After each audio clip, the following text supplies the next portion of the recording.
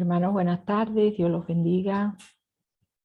Hoy le damos la gloria a Dios que nos ha permitido nuevamente encontrarnos. Mi nombre es Lilia Sánchez y voy a estar con ustedes en el día de hoy compartiendo esta enseñanza. Vamos a ponernos en la presencia del Padre, del Hijo y del Espíritu Santo. Amén. Te damos gracias, Señor, por tu amor y por tu misericordia. Te damos gracias porque eres tú quien nos llama, quien nos convoca. Gracias por tu amor. Gracias, Señor, por nuestra familia. Gracias por esta escuela de evangelización que nos ayuda a conocerte más. Porque desconocer las Escrituras es desconocer a Jesucristo. Por eso, al conocer las Escrituras, te conocemos más a ti y te amamos más. Bendito seas y alabado seas, Señor. Todo lo dejamos en el día de hoy en tus manos. Padre nuestro que estás en el cielo, santificado sea tu nombre. Venga a nosotros tu reino. Hágase tu voluntad en la tierra como en el cielo. Danos hoy nuestro pan de cada día. Perdona nuestras ofensas, como también nosotros perdonamos al que nos ofende. No nos dejes caer en tentación y líbranos del mal. Amén. Quedamos en la presencia del Padre, del Hijo y del Espíritu Santo. Amén. Voy a compartir pantalla.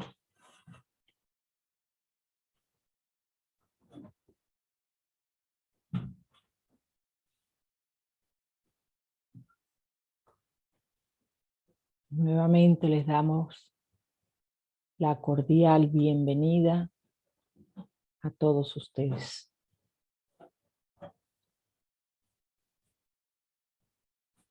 El tema que vamos a reflexionar en el día de hoy es revelación y fe.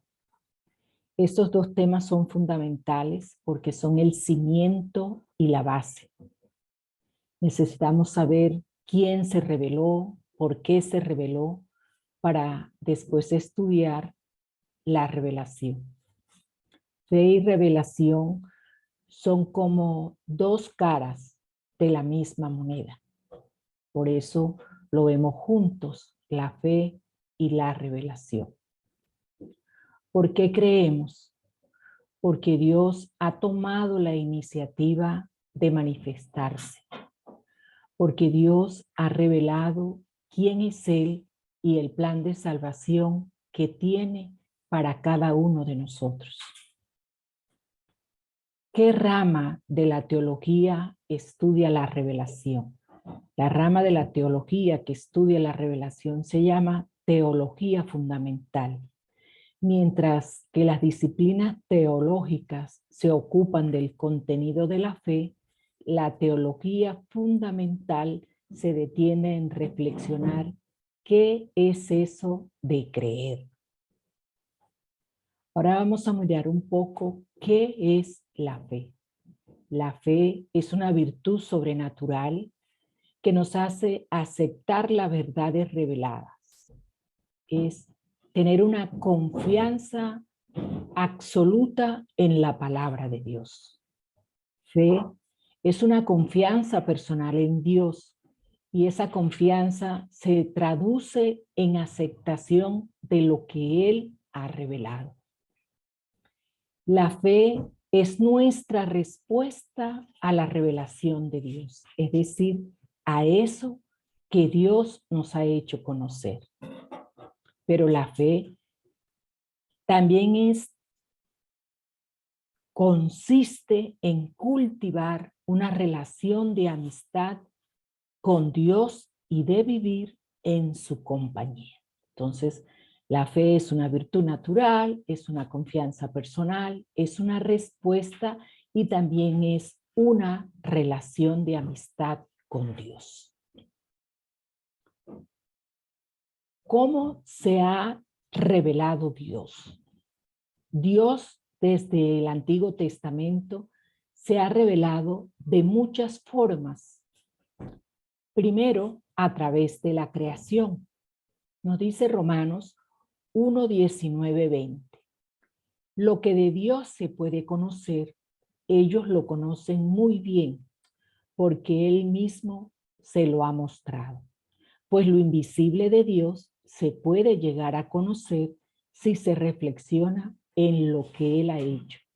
En efecto, desde que el mundo fue creado, claramente se ha podido ver que Él es Dios y que su poder nunca tendrá fin. Por eso los malvados no tienen disculpa. Entonces, Dios se nos ha revelado en la creación. Lo invisible de Dios se deja ver a través de sus obras.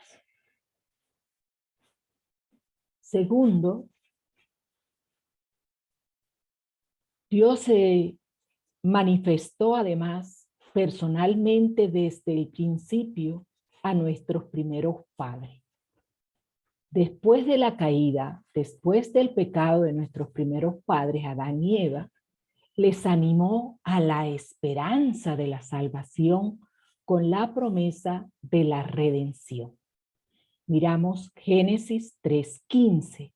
Haré que tú y la mujer sean enemigas, lo mismo que tu descendencia y su descendencia. Su descendencia te aplastará la cabeza y tú le morderás el talón. A este pasaje de Génesis 3:15 se le conoce con el nombre de protoevangelio, es decir, el primer anuncio de la salvación.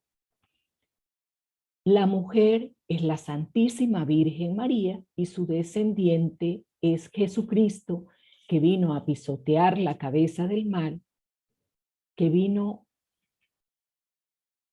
a hacerse uno como nosotros para redimir nuestra naturaleza humana pecadora. Y para hacerlo se colgó de un madero. Por eso nos trae la redención, por eso nos trae la salvación y la reconciliación con Dios. Dios también se nos revela a través de los acontecimientos. En su tiempo llamó a Abraham para hacerlo el padre de un gran pueblo y luego instruyó a ese pueblo a través de los patriarcas y por Moisés. Dios también se nos revela a través de los profetas. Para que los reconocieran como ese Dios único, Dios envía a los profetas al pueblo y ellos lo educan, ellos los exhortan, ellos los llevan a conocer a Dios como el único Dios vivo y verdadero. Y ya en el Nuevo Testamento nos habla por medio de su Hijo Jesucristo. Lo miramos en Hebreos 1:1-3. En tiempos antiguos, Dios habló a nuestros antepasados muchas veces y de muchas maneras por medio de los profetas. Ahora, en estos tiempos últimos, nos ha hablado por su Hijo, mediante el cual creó los mundos y al cual ha hecho heredero de todas las cosas. Él es el resplandor glorioso de Dios, imagen misma de lo que Dios es y el que sostiene todas las cosas con su palabra poderosa.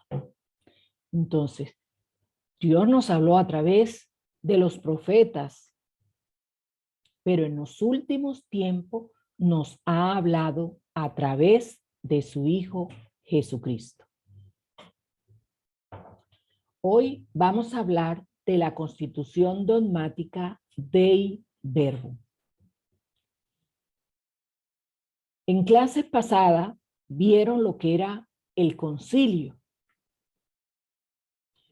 El concilio es una asamblea de obispos de todo el mundo para debatir asuntos de fe, de moral y disciplina de la iglesia. Y de ese concilio se saca un documento.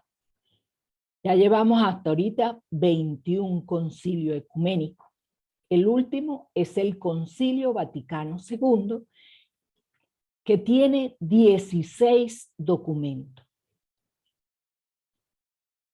Dentro de esos 16 documentos tenemos 4 constituciones.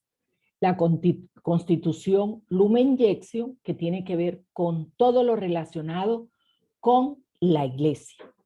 Tenemos la Constitución Dei Verbum, que es todo lo relacionado con la divina revelación. La Sacrosantos Concilio, todo lo relacionado con la liturgia, y la Gaudium et Spes, que es la acción de la iglesia en el mundo.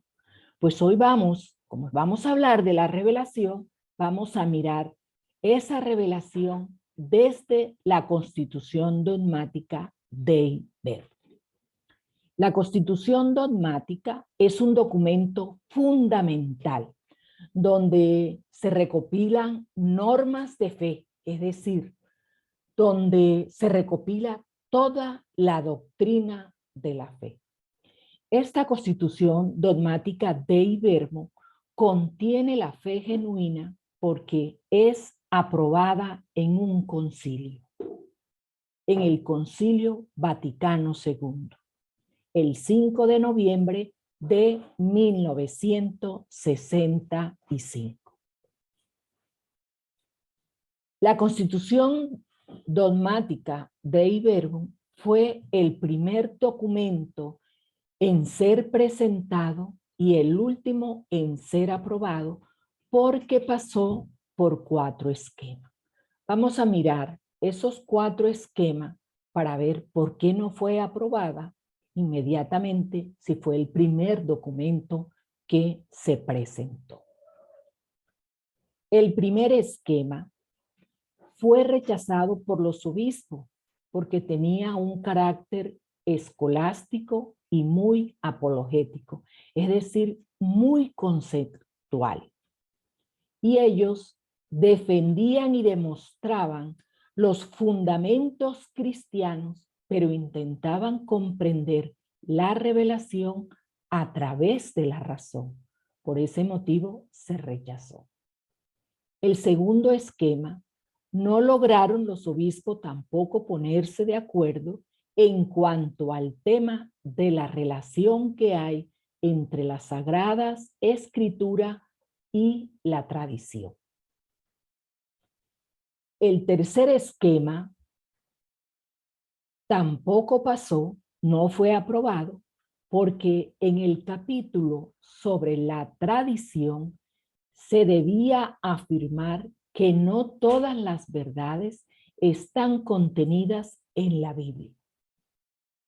Es decir, que había que tener en cuenta también a la tradición y al magisterio, porque las fuentes donde se revela Dios es la tradición, las Sagradas Escrituras y el magisterio eclesiástico. Y ya en el cuarto esquema se aprueban todas estas correcciones del esquema 1, 2 y 3 y queda aprobada entonces esta Constitución Dogmática sobre la doctrina de nuestra fe, sobre lo que nosotros debemos de creer, el 5 de noviembre de 1965 en el Concilio Vaticano II. La Constitución Dogmática entonces está dividida en 6 capítulos. El primero, la revelación en sí misma. El segundo, la transmisión de la revelación. El tercero, la inspiración divina de la Sagrada Escritura y su interpretación. El cuarto, el Antiguo Testamento. El quinto, el Nuevo Testamento. Y el sexto, la Sagrada Escritura en la vida de la Iglesia. Nosotros hoy solamente vamos a mirar el primer capítulo, que trata sobre la revelación en sí misma. El segundo capítulo, que trata de la transmisión de la revelación, y el tercer capítulo, que trata de la inspiración divina de la Sagrada Escritura y su interpretación. Y además vamos a ver el capítulo 6, la Sagrada Escritura en la vida de la Iglesia.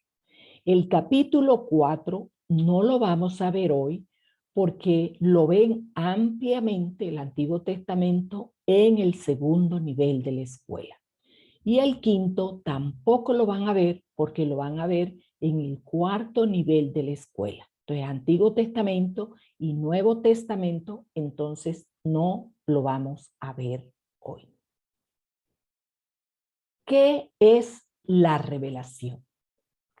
Ya mirando en el primer capítulo, ¿qué es la revelación? La revelación es esa acción divina que nos descubre verdades sobrenaturales que promulgó Dios a hacernos conocer.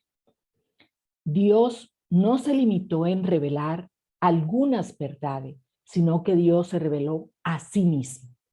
Entonces, la revelación consiste en esas revelaciones sobrenaturales y además la revelación de Dios mismo. La revelación es el contenido de lo que creemos, o sea, de Dios y de lo que creemos de Dios. La revelación, entonces, nos dice el primer capítulo, es iniciativa de Dios. Es una autocomunicación de Dios con el ser humano. Y esa comunicación es gratuita. Dios mismo ha tomado la iniciativa de revelarse. Él quiso, en su sabiduría y en su bondad, darle a conocer al ser humano quién era Él. Y vimos que el primer medio por donde Él se reveló en Romanos 1:20 es la creación. Entonces, primero que todo, la revelación es una iniciativa de Dios, es una autocomunicación de Dios con el ser humano. Segundo, la revelación es una comunicación con los seres humanos. Dios habla a los hombres como amigo, movido por ese gran amor que nos tiene y que mora en el ser humano para invitarlos a la comunicación. Antiguamente se creía que Dios estaba sobre las nubes. Dios estaba allá en el cielo sobre las nubes.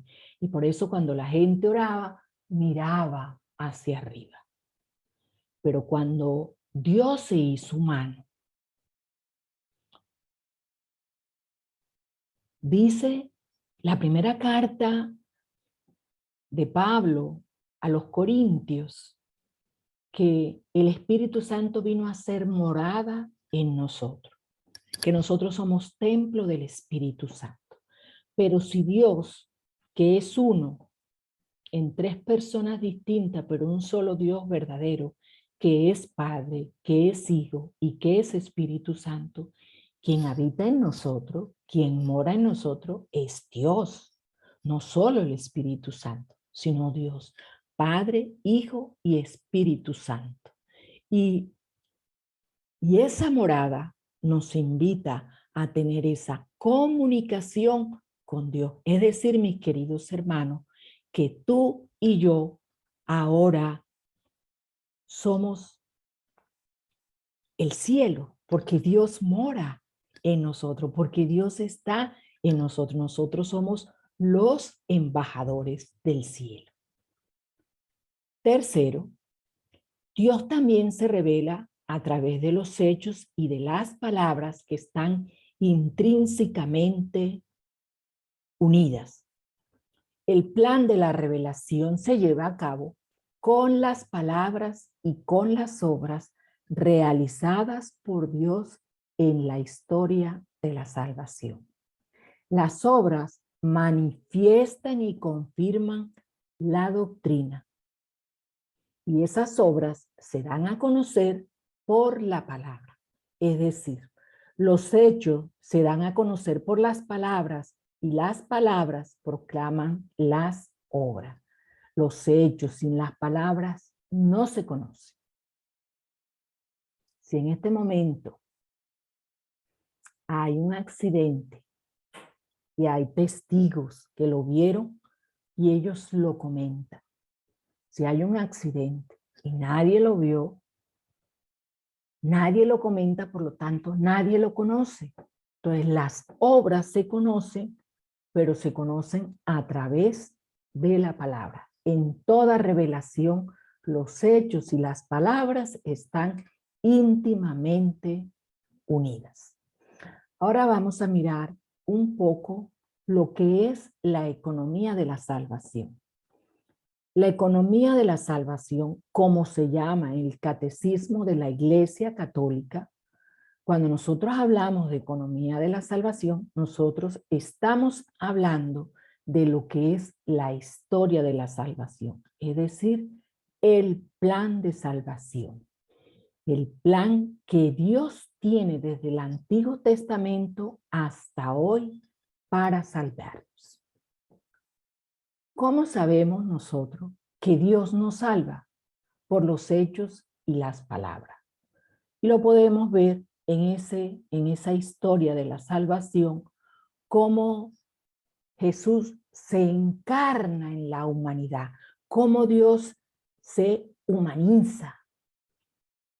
Y eso lo conocemos a través, fue un hecho, pero que se conoció a través de la palabra. Otro hecho, la crucifixión y muerte de nuestro Señor Jesucristo. Esa palabra que se hizo carne, que llevó a cabo esa obra de salvación que el Padre le confió, culmina en la cruz con la muerte y resurrección de nuestro Señor Jesucristo, que asumió toda nuestra naturaleza humana pecadora para redimirla, para salvarla, para reconciliarnos con ese Padre bueno, con ese Padre misericordioso. En Cristo culmina la revelación. Después que Dios habló de muchas veces y de muchas maneras a través de los tiempos, últimamente leímos en Hebreos 1, Dios nos habla a través de su Hijo. Pues Dios envió a su Hijo, el Verbo eterno hecho carne, lo envió a los hombres para que viviera entre ellos y manifestara los secretos de su amor. Nosotros conocemos que tenemos un Padre bueno, un Padre misericordioso, porque fue el Señor Jesús quien nos los reveló. Jesucristo habla palabra de Dios. Jesucristo es la palabra de Dios. Y por eso el prólogo del Evangelio de San Juan nos dice, y la palabra que era Dios, que estaba en Dios, ¿sí? Que todo fue hecho por ella. Jesucristo llevó a cabo esa obra de salvación que el Padre le confió. Por tanto, ver a Jesucristo es ver al Padre. Por eso, cuando Felipe le dice al Señor Jesús que le muestre al Padre, el Señor Jesús le dice, ¿cómo Felipe, que estando tanto tiempo con ustedes, no entiendes que quien me ve a mí, ve al Padre?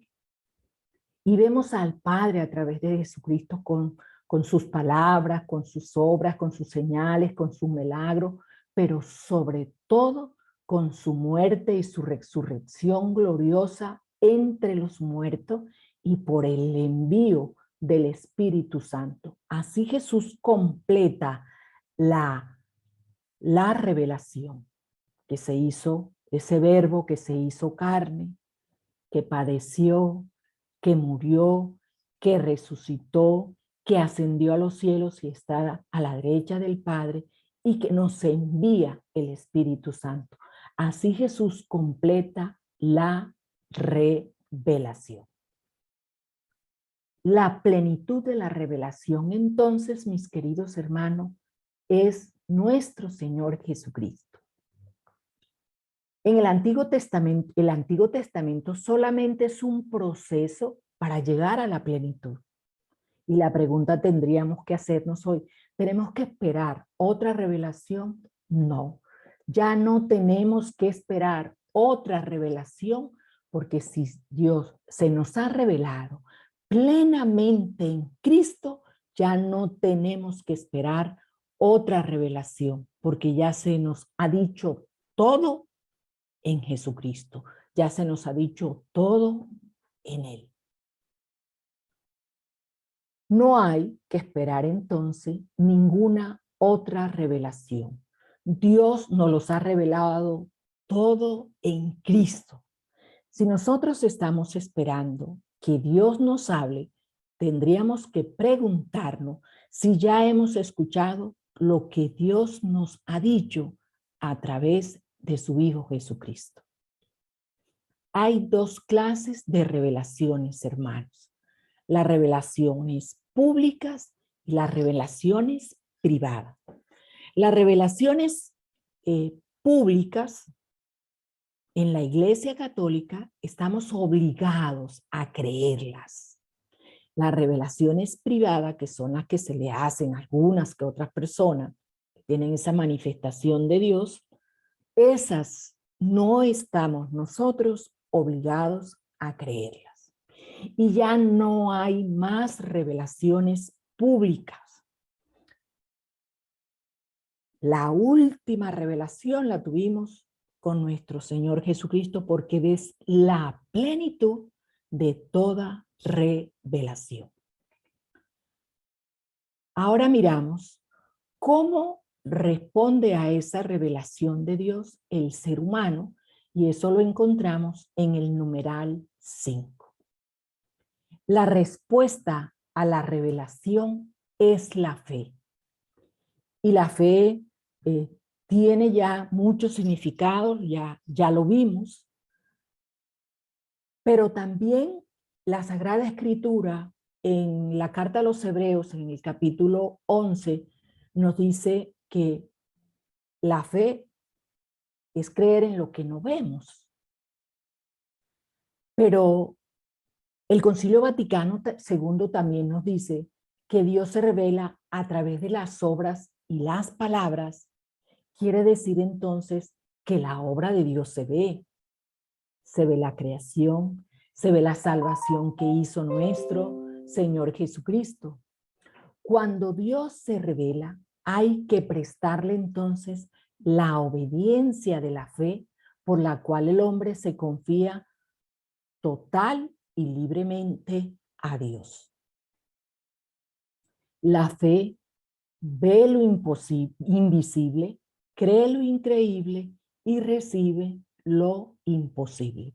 La fe ve lo invisible, cree lo increíble y recibe lo imposible. ¿Qué debo hacer frente a lo que Dios me revela? Si Dios se está revelando a través de los hechos y las palabras, yo debo escuchar atentamente y obedecer. La fe es la obediencia a esa palabra, y por la fe nosotros confiamos libre y totalmente en Dios. En Romanos 1:5 nos dice: por medio de Jesucristo recibí el privilegio de ser apóstol, puesto a su servicio, para que en todas las naciones haya quien crea en él y le obedezca.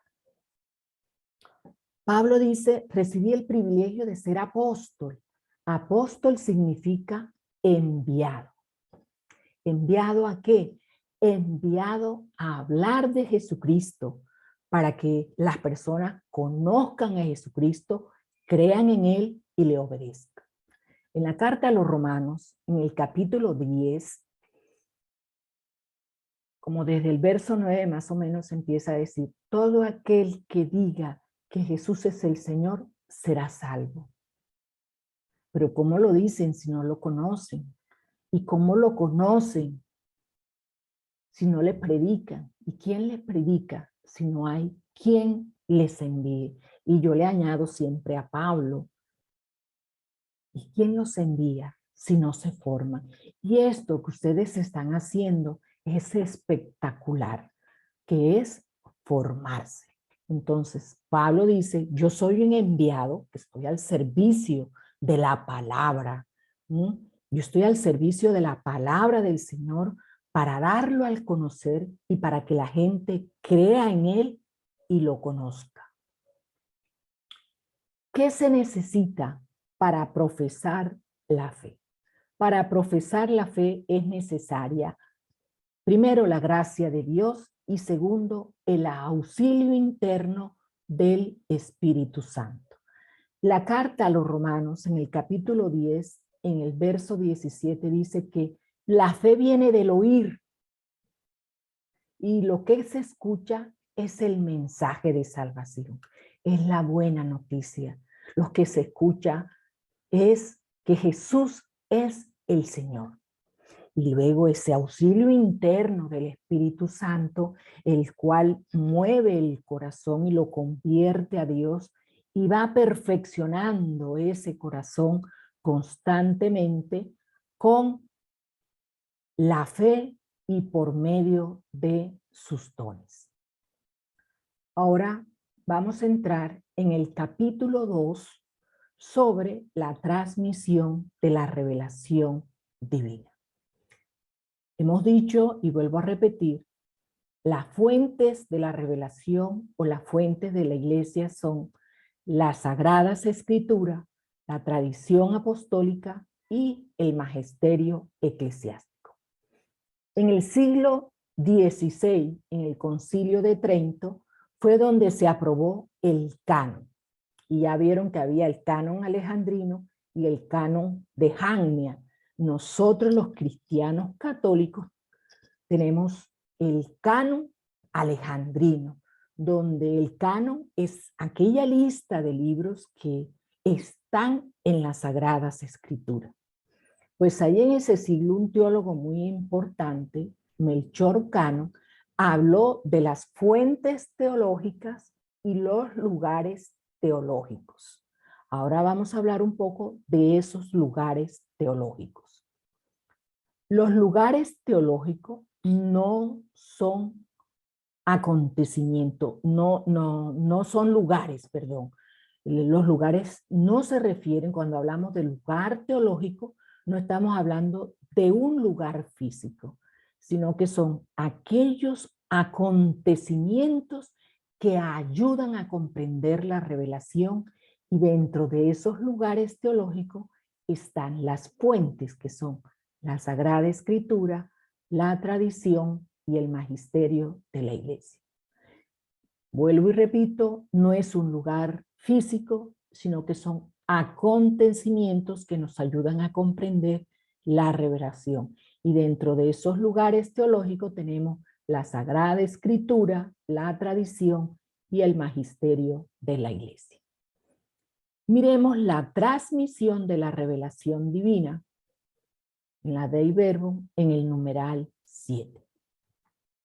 En la primera carta a Timoteo, en el capítulo 2, en el verso 4 nos dice: Dios quiere que todos los hombres se salven y lleguen al conocimiento de la verdad. Es decir, al conocimiento de Cristo Jesús.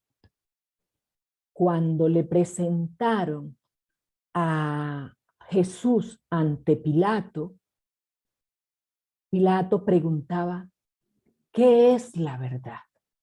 Y Jesús nos dice, yo soy el camino, la verdad y la vida. Dios quiere que todos los hombres se salven cuando lleguen al conocimiento pleno de nuestro Señor Jesucristo. Por eso Cristo tiene que ser anunciado a todos los pueblos, a todos los hombres, y así la revelación llega hasta los confines de la tierra. En la tradición apostólica, en Marcos 16:15 nos dice, y les dijo, o sea Jesús, vayan por todo el mundo y anuncien a todos la buena noticia. Cristo nuestro Señor, que acabamos de ver es la plenitud de la revelación, le da un mandato a los apóstoles. Dice, vayan y anuncien, vayan a predicar a todos los hombres el evangelio como fuente de toda verdad salvadora. Vayan y anúncienme a todos los pueblos. Es lo que le está diciendo nuestro Señor a los apóstoles. Miremos un poco la predicación apostólica. La transmisión apostólica, según el mandato del Señor, se hizo de dos maneras. Primero, oral. Los apóstoles transmitieron de palabra lo que ellos habían aprendido de las obras y las palabras de Cristo y lo que el Espíritu Santo les enseñaba. Primero fue oral. Después de la muerte de Jesús, Jesús muere en el año 30 y el primer escrito salió en el año 51 con los escritos paulinos, la primera carta de Tesalonicenses. Fue el primer escrito. 20 años después de la muerte de nuestro Señor Jesucristo, pero primero fue oral y después fue, pues, los mismos apóstoles pusieron por escrito y otros de la misma generación de los apóstoles pusieron por escrito el mensaje de salvación inspirado por el Espíritu Santo. Por eso dice el Evangelio de San Juan, ya casi al finalizar, que todo lo que está escrito ahí es para que tengamos fe. Pero hay muchas cosas que de pronto se dejaron de escribir y que ellos escribieron de acuerdo a su cultura, de acuerdo a su manera de pensar. Entonces, la predicación apostólica primero fue oral y después fue escrita. Miramos los numerales 7 y 8 de la Dei Verbum, la sucesión apostólica. Así como Jesucristo sabía que no iba a durar mucho tiempo en nuestra vida, murió a los 33 años, y su ministerio público, su vida pública duró apenas 3 años. Él, preparando a los discípulos, y de esos discípulos escogió a 12 que fueron los apóstoles para ser enviados, para que ellos continuaran con esa obra de salvación que él había traído. Por eso la iglesia no se acaba, porque hay una sucesión apostólica. Para que el evangelio entonces se conservara siempre vivo y entero en la iglesia, los apóstoles nombraron como sucesores a los señores obispos. Jesucristo nombra a los apóstoles y los apóstoles nombran a los obispos. Miremos un poco esa tradición y no podemos confundir la tradición con las costumbres, porque las costumbres cambian, no son fundamentales para nuestra fe. Por ejemplo, hace 50 años celebraba la misa de espalda, hoy no. Hace 100 años era en latín, hoy es en la lengua de cada pueblo. Eso se puede cambiar, no es fundamental para nuestra fe. La tradición es la transmisión de la revelación desde antiguo y eso no se puede cambiar. Por ejemplo, Desde antiguo, la Eucaristía se viene celebrando con las especies del pan y el vino. Que cuando el sacerdote impone sobre las manos en las especies, en la epíclesis, pidiendo la invocación del Espíritu Santo para que convierta esas especies del pan y el vino en el cuerpo y en la sangre del Señor, eso no se puede cambiar. No puede venir el Papa Francisco ahora a decir, no, es que el vino está muy caro, hagámoslo con jugo de mora. No, eso no se puede. Eso, la tradición no se puede cambiar. Porque es una revelación que viene desde antiguo.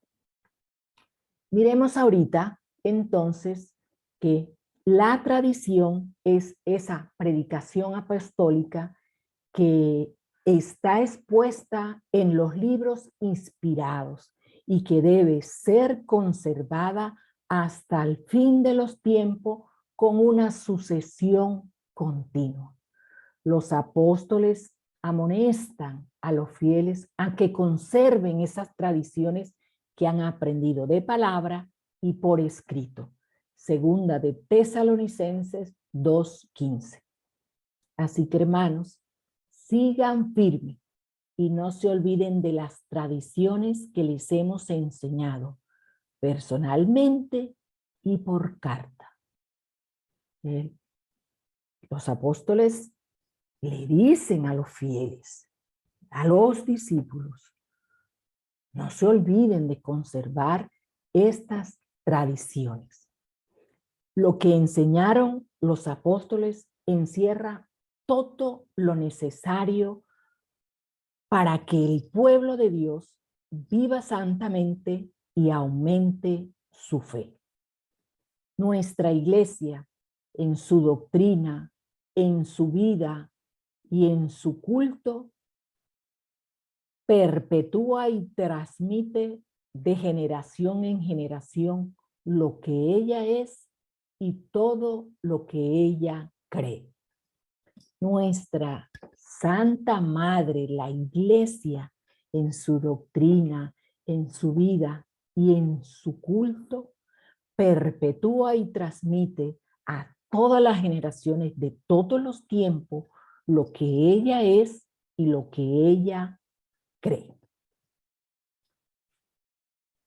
La tradición es la vida de la iglesia que, como he dicho, se transmite de generación en generación. De esta vida que es animada por el Espíritu Santo, surgieron los documentos del Nuevo Testamento y que fueron los reconocidos como canónicos. Todos los libros del Antiguo Testamento fueron reconocidos como canónicos, es decir, están en el canon, están en la lista de los libros que deben estar en las Sagradas Escrituras. La Sagrada Escritura sostiene la tradición, pero es la tradición la que la conserva y la interpreta.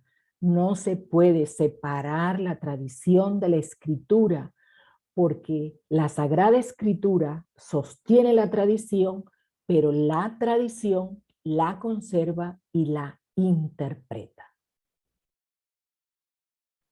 Vamos a mirar ahorita la relación entre la tradición y la Sagrada Escritura ahí en el numeral 9. La Sagrada Tradición y la Sagrada Escritura, he dicho, están íntimamente unidas porque surgieron de la misma fuente. ¿Y quién es esa fuente? Dios, Dios mismo. Y ambas contienen la revelación. Las Sagradas Escrituras y la tradición están unidas porque ellas nacen de Dios y al mismo tiempo las dos contienen la revelación. La Sagrada Escritura es la palabra de Dios consignada por escrito bajo la inspiración del Espíritu Santo. Ustedes vieron en clases pasadas que la Sagrada Escritura tiene dos autores. Un autor principal, que es Dios Espíritu Santo, y un autor secundario, que es el hombre. Por eso la Sagrada Escritura es un libro divino y es un libro humano. Y la tradición apostólica transmite íntegramente a los sucesores de los apóstoles, que son los señores obispos, la palabra confiada a ellos por Cristo y el Espíritu Santo, para que los obispos la guarden fielmente, la expongan y la difundan en su predicación. Por eso, la Sagrada Escritura y la tradición, ambas son veneradas con un mismo espíritu de devoción por la Iglesia Católica. Y hablamos también de la tercera fuente, que es el magisterio eclesiástico o el magisterio de la Iglesia. El magisterio eclesiástico es el que tiene el ejercicio autorizado de la misión de la Iglesia de conservar, interpretar y definir el legado de la fe que ha sido entregado en la tradición y en las Sagradas Escrituras. Por eso hay mucha gente que dice, no, es que yo no necesito la iglesia, yo oro solo, yo leo la palabra solo. No, sí necesitas la iglesia, porque el magisterio de la iglesia es el que conserva, interpreta y define el legado de la fe que ha sido entregado por las Sagradas Escrituras y por la tradición apostólica. El oficio de interpretar auténticamente la palabra de Dios, tanto oral como escrita, ha sido encomendada al magisterio vivo de la Iglesia, el cual la ejercita en el nombre de nuestro Señor Jesucristo. ¿Y quienes conforman el magisterio eclesiástico? Los sucesores de los apóstoles, que son los obispos, en comunión con el sucesor de Pedro, que es el obispo de Roma, el Papa. El magisterio no está por encima de la palabra de Dios, sino que está a su servicio. Miramos ahora el capítulo 3. La inspiración divina de la Sagrada Escritura y su interpretación. Las verdades reveladas por Dios que se contienen y manifiestan en las Sagradas Escrituras se consignaron por inspiración del Espíritu Santo. Y la Santa Madre Iglesia, según la fe apostólica, tiene por santos y canónicos todos los libros, tanto del Antiguo Testamento como del Nuevo Testamento.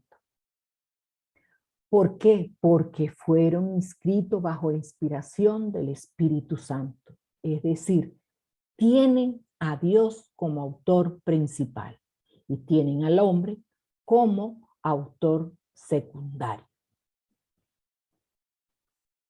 Dice la Dei Verbum en el numeral 11, las verdades reveladas por Dios que se contienen y manifiestan en las Sagradas Escrituras se consignaron por inspiración del Espíritu Santo.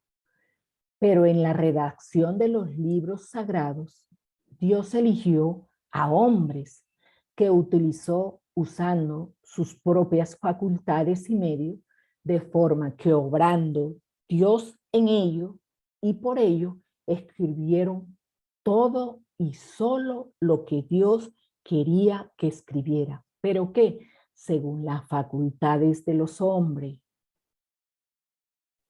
Eso tenemos que nosotros tenerlo claro.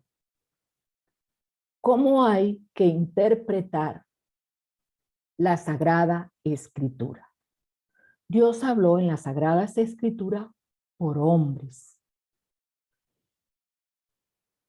y con lenguaje humano. Y para comprender lo que Dios quiso comunicarnos, decirnos, debemos de tener en cuenta, entonces, mis queridos hermanos, primero que debemos investigar. ¿Qué pretendieron? Investigar con atención. ¿Qué pretendieron expresar realmente los hagiógrafos? Los hagiógrafos son los autores sagrados. ¿Y qué quiso Dios manifestar con las palabras de ellos? Por eso hay que investigar el contexto, la geografía, la cultura, las condiciones de la época. Hay que investigar para saber qué quisieron decir nuestros autores sagrados, los hagiógrafos. Por eso hay que, primero que todo, investigar. Segundo, hay que tener en cuenta para descubrir la intención de los hagiógrafos, hay que tener en cuenta los géneros literarios, porque la verdad se propone y se expresa de manera diversas en los textos.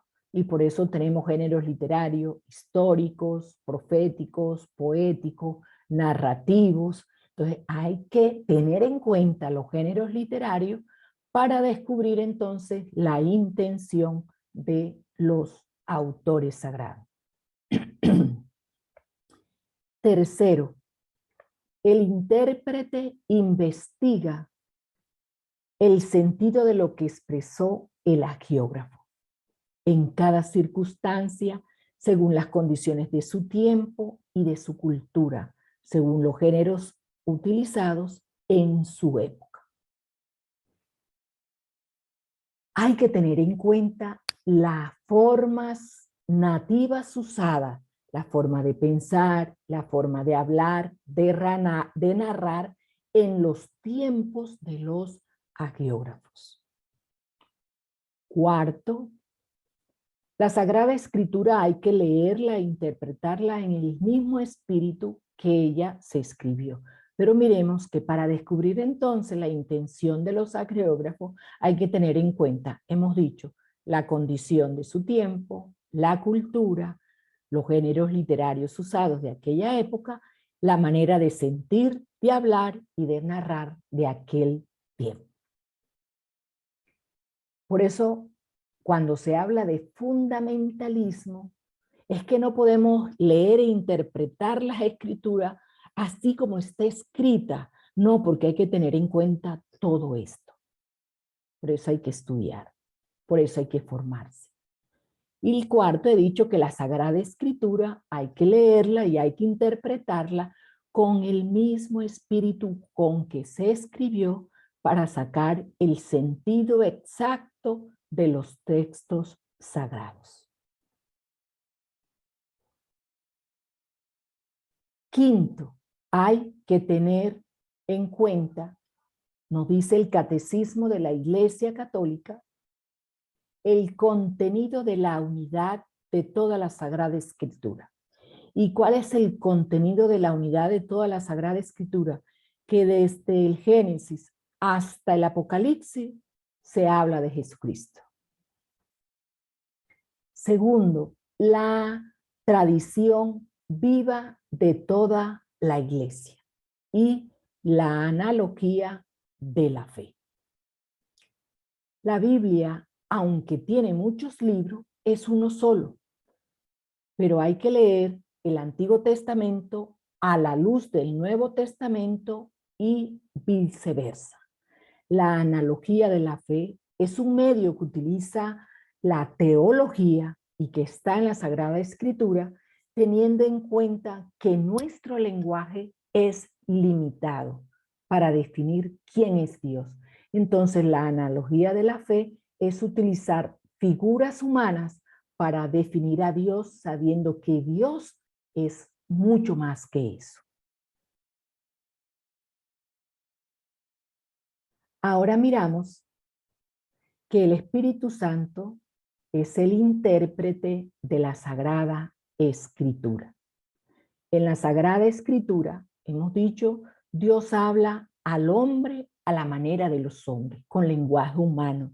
Por tanto, para interpretar bien la Escritura, es preciso estar atento a lo que los autores humanos quisieron verdaderamente afirmar y a lo que Dios quiso manifestarnos mediante sus palabras. Nos dice la Dei Verbum en el numeral 12, en el primer párrafo. En la Sagrada Escritura Dios nos habla a los hombres, pero con lenguaje humano. Y para interpretar a esos que quisieron decir esos autores, tenemos que tener en cuenta ese espíritu con que se escribió. Pero dado que la Sagrada Escritura es inspirada por Dios, acuérdense que, digamos, hay tres funciones del Espíritu Santo que son revelación, inspiración y moción. Entonces, en la Sagrada Escritura es inspirada por el Espíritu Santo y hay otro principio de la recta interpretación no menos importante de los que ya hemos dicho y sin el cual la Escritura sería letra muerta. La Escritura se ha de interpretar con el mismo espíritu con que se escribió. Por eso, ¿a quién invocamos? A la presencia del Espíritu de Dios para interpretar esos textos sagrados con el mismo espíritu con que se escribieron y poderle sacar provecho. Nos dice la Dei Verbum, numeral 12, párrafo 3. Entramos ya al capítulo 6, que es la Sagrada Escritura en la vida de la Iglesia. En este capítulo se nos anuncian algunas conclusiones para la práctica cristiana. La primera conclusión. La primera de ellas es la de colocar la lectura de la Biblia en un lugar central en la celebración de la Eucaristía y de los demás sacramentos. Nosotros sabemos que la Eucaristía se divide en dos partes. La primera parte es la mesa de la palabra y ahí cumplimos que la lectura de la Biblia está en un lugar central. Y la segunda parte es la mesa eucarística. En todos los sacramentos se lee la palabra de Dios. Segundo, la lectura bíblica en momentos de oración común. Es decir, cuando se reúnen las realidades eclesiales, la Legión de María, las pequeñas comunidades, la renovación, el grupo de pareja, además de la oración, debe de haber la lectura de la palabra. Porque a Dios hablamos, pero Dios nos responde y nos responde también a través de las sagradas escrituras. Tercero, la predicación debe basarse en las sagradas escrituras. No puede haber una predicación sin la palabra de Dios. Ella es la que nos nutre la predicación. Porque si no, usted está dando una conferencia, pero no una predicación de la palabra de Dios y a una comunidad cristiana menos.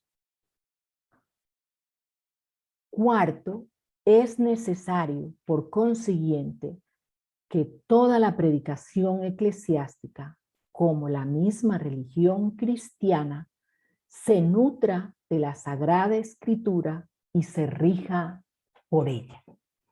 Que toda la predicación cristiana, toda nuestra religión cristiana se basa, se nutre de las Sagradas Escrituras y es la Sagrada Escritura la que guía a la iglesia, la que rige a la iglesia, la que rige nuestras vidas.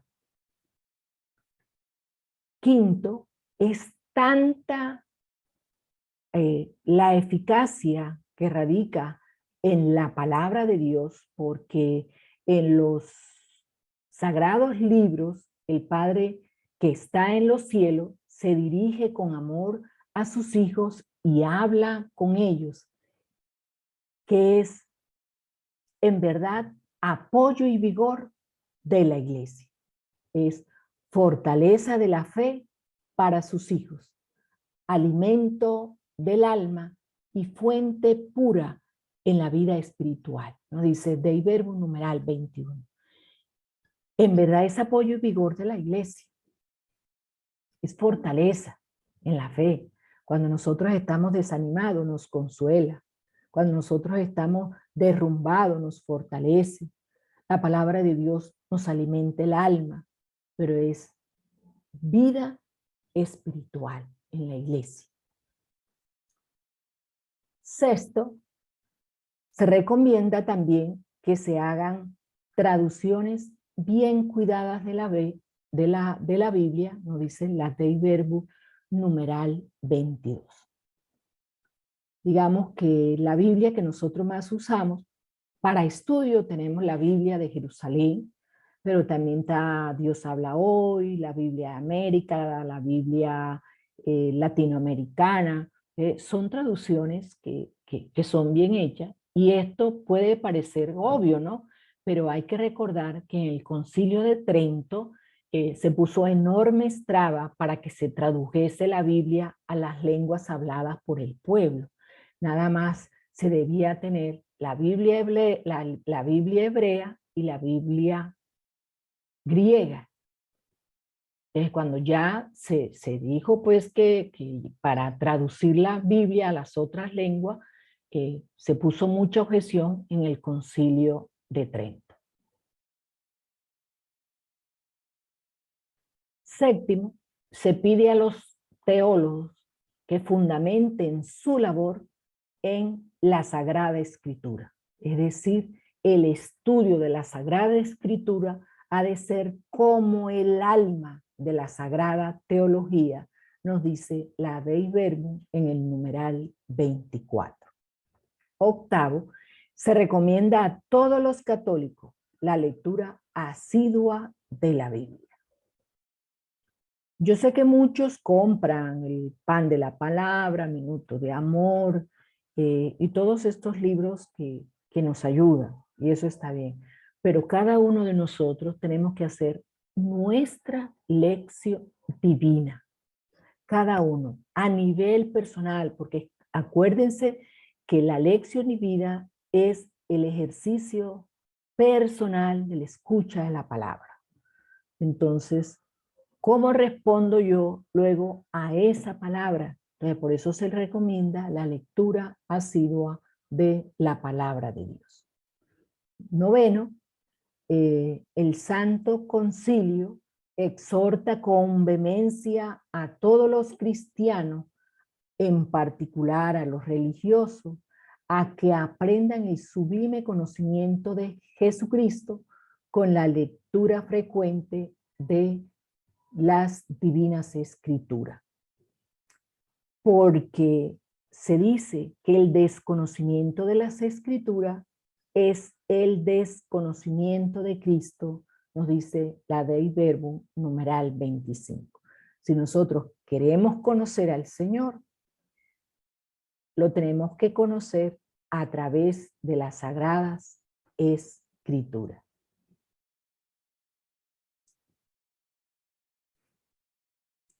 La recepción de la Dei Verbum.